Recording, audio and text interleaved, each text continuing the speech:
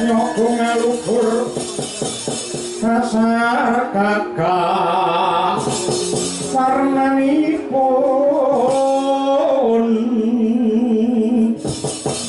Kanjeng Sri Narapati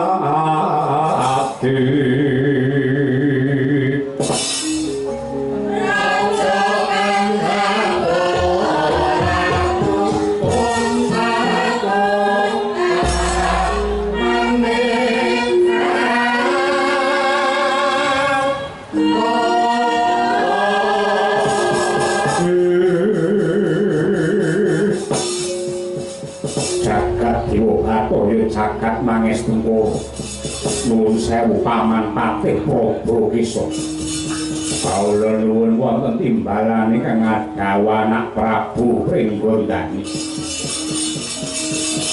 anakku sakloro Sasi Kirana kelawan Suryakaca nggih cumadung dawuh Rama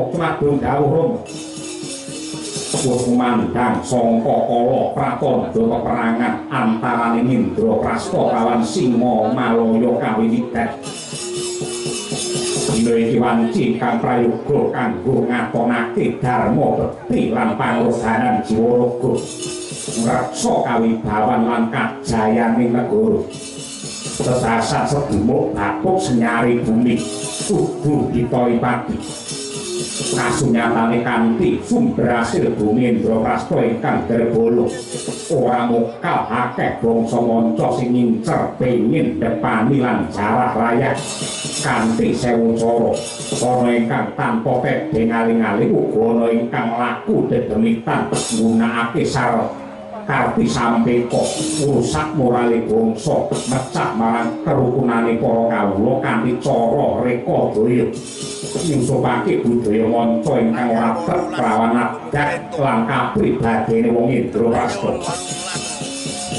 Lamun harono pripalunggan iki Paman Arjuna aku ditetepake dadi senopatine Gantara utawa senopati Akasa. Iki mujudake pakurmatan agung lan tanggung jawab sing ora entek. Mula aku kudu wanita jiwa raga nganti tetesing detik ingkang pungkasan kanggo ngreksa yuwanane bumi pertiwi.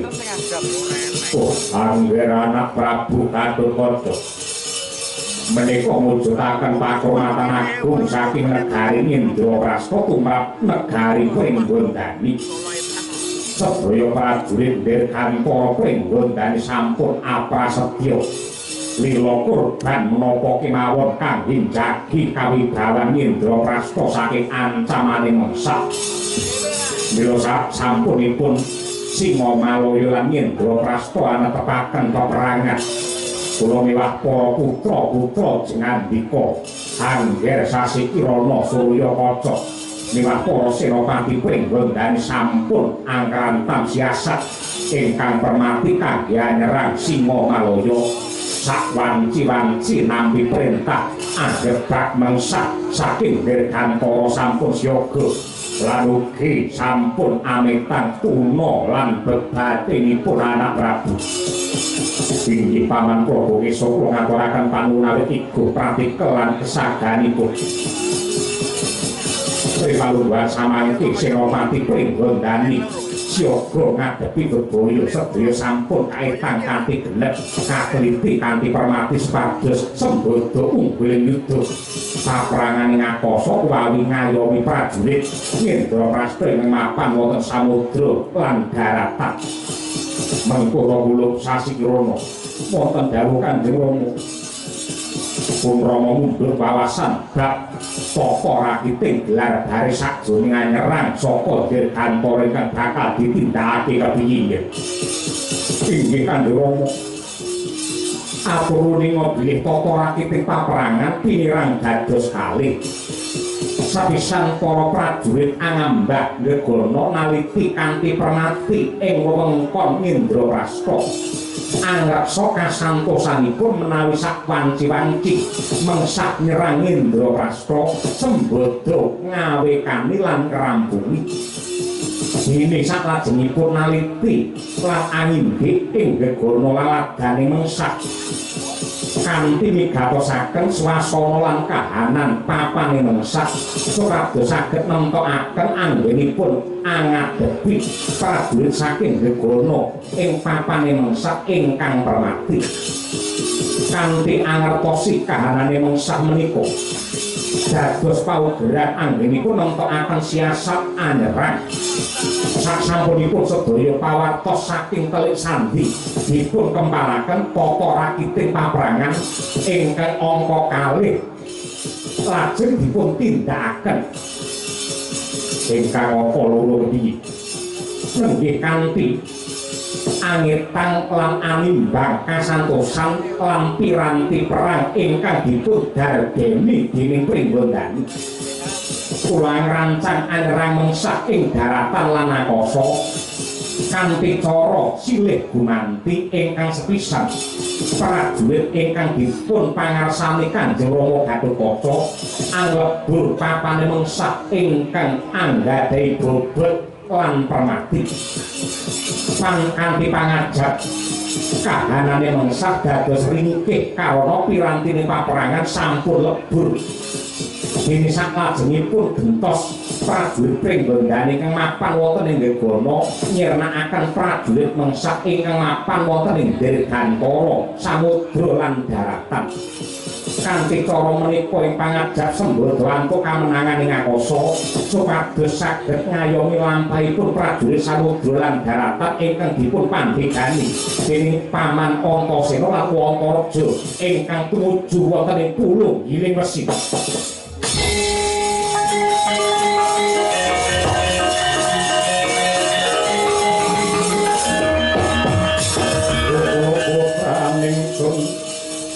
Sira iku santi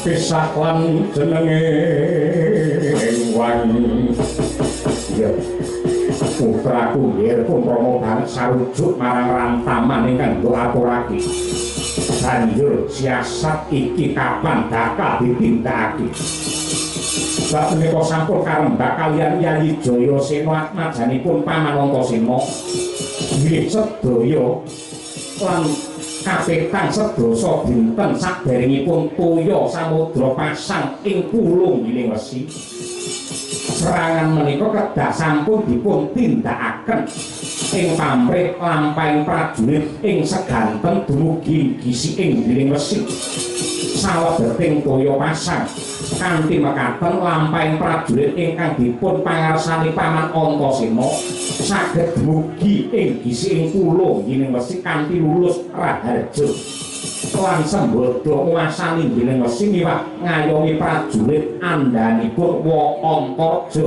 ingkang medal saking Narmada utawi kapal perang ngantos tumuju ing papane mengsah mekaten gelar rakiting perang ing badhe kula tindakaken Kanjeng Rama bagus ndak tampa kang dadi atur dina iki ora kaki siakakno kabeh kekuatan ing Dirgantara saperlu sawiga nindakake paprangan aja lena kudu tetep prayitna lan siaga bab iki bakal daturake marang Sang Senopati Agung Paman Madukara Paman Agung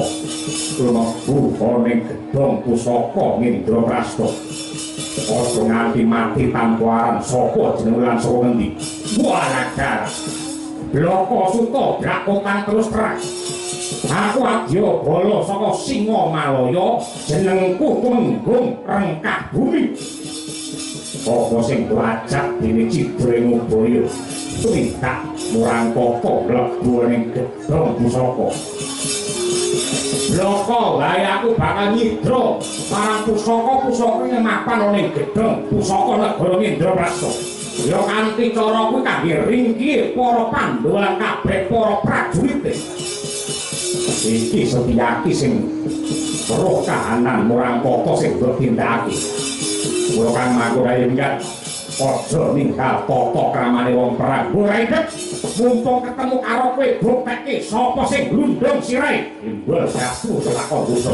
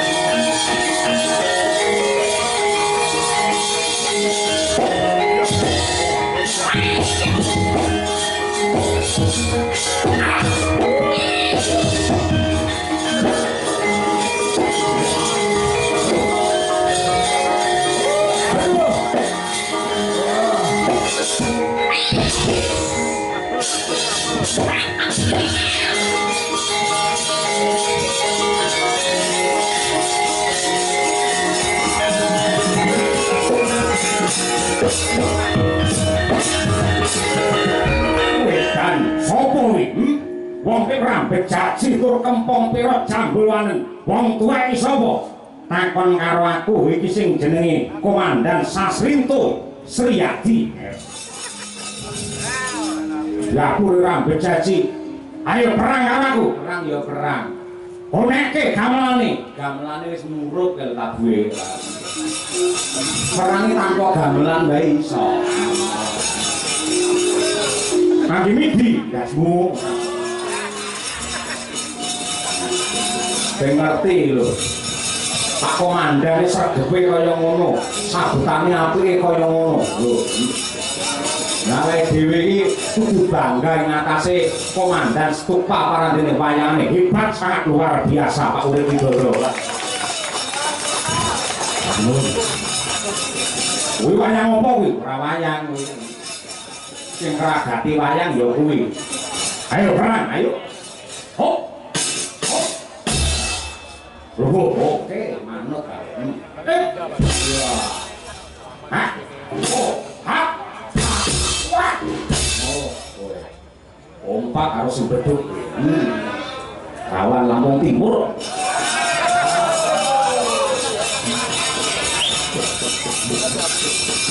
Awas ya. Oh, kemudian gue. Nyanda oke, oke, on. Kowe ho ha lo ha he ha yo an yo kowe ho ha yo bang oke yo kae premane ngemplak metu wae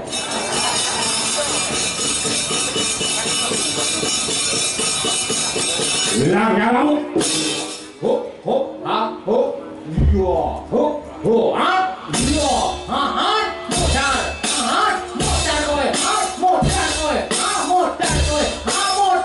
aku aduh ya ha aku wah ya gede enggak semua gue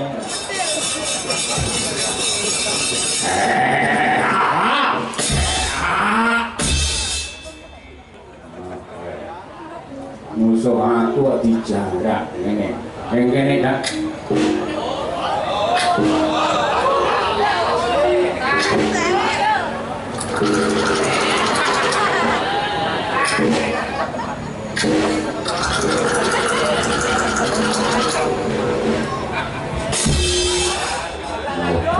Dandane dolan gede kaya ngono iki ora sembarangan kaya ngene. Mergo kabeh wae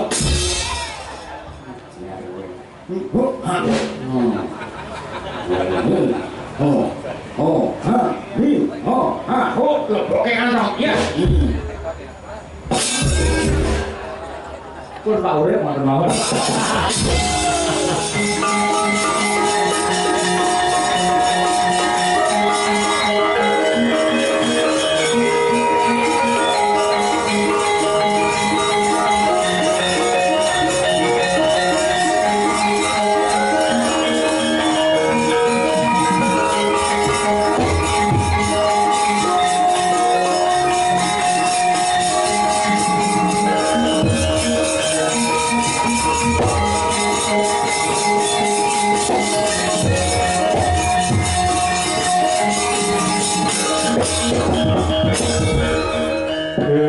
Angin amit milih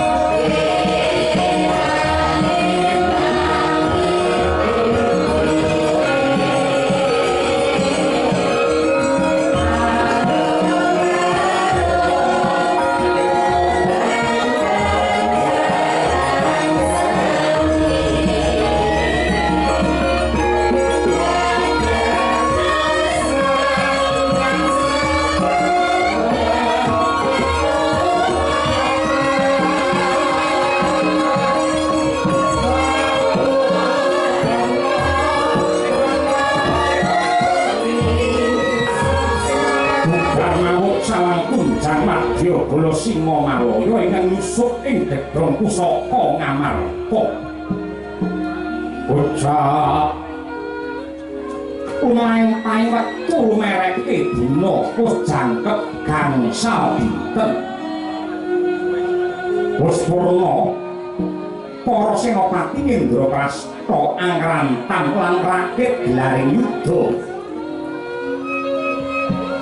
Mangkono Sang Senopati Agung Dyanarjuna Gyamiji Senopati ketiga nenggih Senopati Megantara Senopati Samudra miwah Senopati Pratala panenggih ingkang putra Gatotkaca Antasena miwah Raden Antarja. Mangkono diorena ketake kawijil kang pangandika inggih panengah Pandhawa Dyan Herjuna.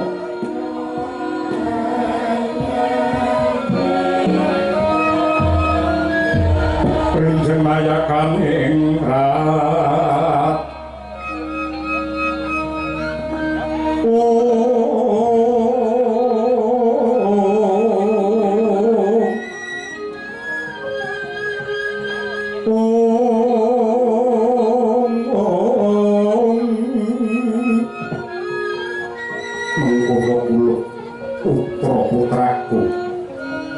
Senopati Megantara Senopati Baruna apa dene Senopati Pratala.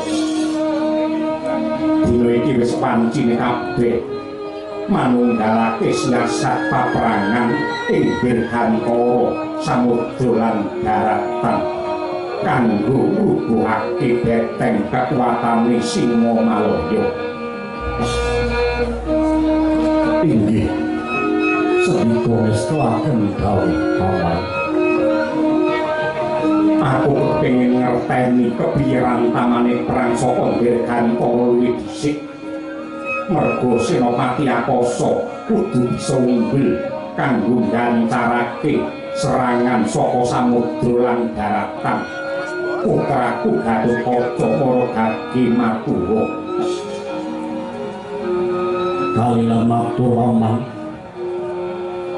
kula sampun nglancar siasat paprangan kanthi dasar pawartos saking trisandi ingkang sampun kula rakit lan amilih papaningken pamati kangge nglumpukake punjering kegiyataning mungsuh dene ing pambukaning lampah kula analiti serta anyebar trisandi ingkang mandhap saking dirgantara ing wanci dalu tumurun ing wewengkon Giling Wesi amilih papaningken pamati sampun ngantos kadengan dening mungsuh lajeng ingkang wigati artosi papaningken dados panjering kasantosaning mungsuh lan netepaken wanci-wanci lenani mungsuh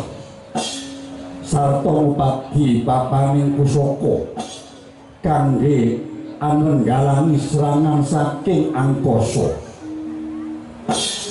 sasampun menika lajeng anyerang papan-papan ingkang permati nenggih pesanggrahan tetungguling Senopati logistik gedhong pusaka papan kanggo anyimpen lenga miwah papan sanesipun kangge nglingkihaken kegiyataning prajurit Singamalaya saklajengipun ingkang mapan ing angkasa nglebur pusaka ingkang bebayani saking prajurit mengsah ing samudra ingkang kangge anyirang ing angkasa lebur pirantining mengsah ingkang saged ngrawuhi menapa kemawon ingkang dipun tindakaken prajurit Indraprasta lebur meriem lan tumpakaken kangge sarana mabur ingkang mapan ing daratan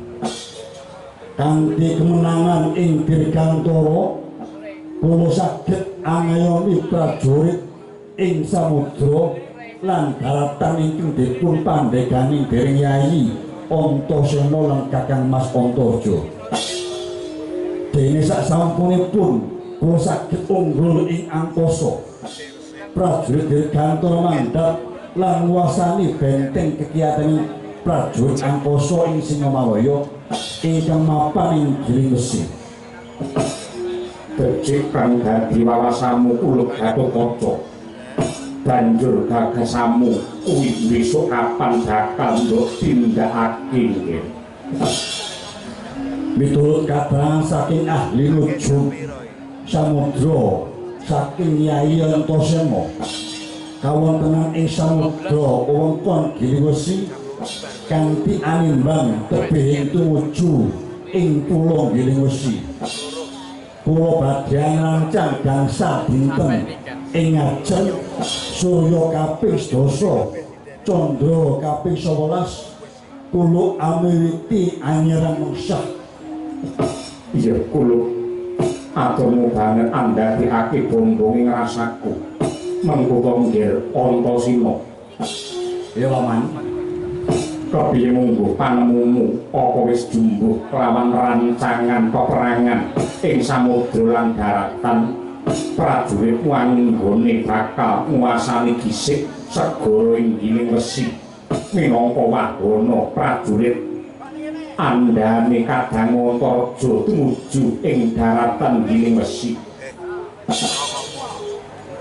yen saka pekongku apa kang wis dirantam dening Kakang Gatotkaca wis becik karana prajuritku bakal makarpi luwih dhisik paman kanthi pangajak ing Surya kaping 15 Candra kaping 11 prajuritku wis tumeka ana ing Mandalayuda lan siaga ngadepi peperangan ing segara nyerang prajurit Samudra Singamalaya uga prajurit dirgantara Singamalaya kang liwati sak dhuwure kapal-kapalku sing arep nyerang Indraprasta utawa ingkang nitipisa wilayah Giling Wesi.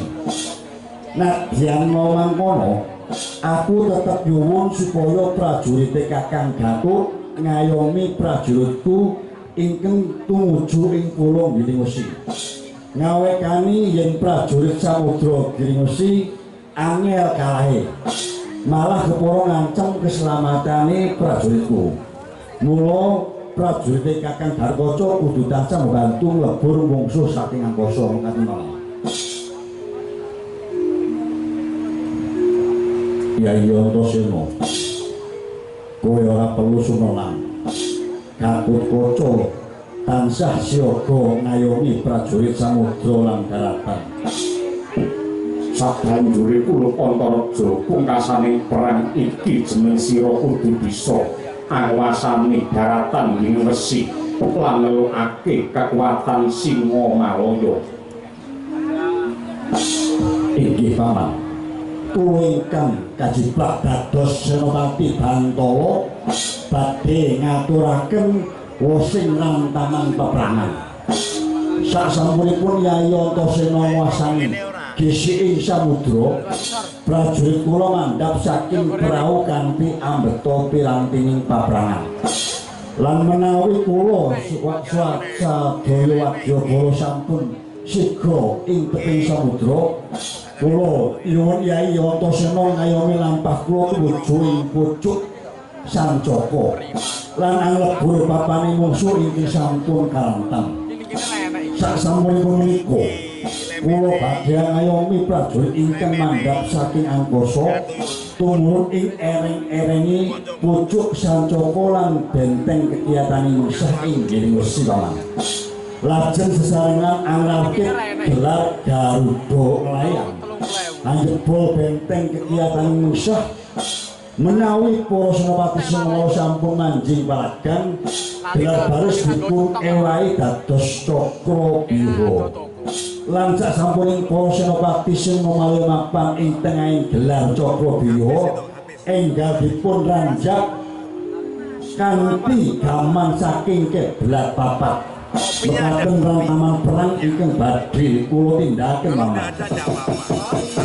Caritane satriya ilmuwe kang mardi mring kautaman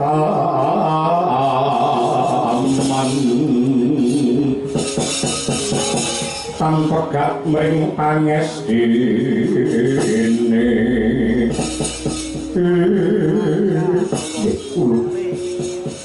sapusi aku ngrasa aturmu kabeh. Rantaman gelar rakiting paperangan wis becik mawa pitung ingkang gendhek.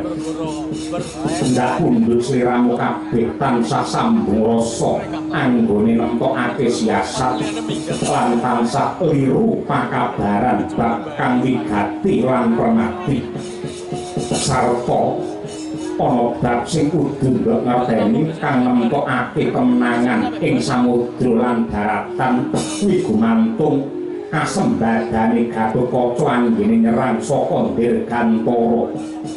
Lan upamane mungsuh luwih santosa sarta Gatotkaca gagal anggone nyerang mungsuh, prajurit samudra lan daratan kudu ngurungake utawa mbatalake anggone makarti lan siaga ana sak njabane tanpa wates ngenteni pulih kekuatan prajurit Dirgantara sawega nyerang mungsuh maneh.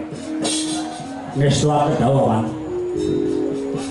mula antarane para senopati becik Gatotkaca, Antasena lan Antaraja kudu tansah nunggal tekad sawiji daya dinayan anggone nindakake jejibahan ing pamrih supaya prajurit samudra lan daratan pikantuk pengayoman saka prajurit Dirgantara sakemah lulus raharja anggone makarti tumuju mring sasarane mungsuh lan kaya wis purna kang rinumpaka. Muga-muga kanthi tekad ingkang suci bisa sadar kasuci.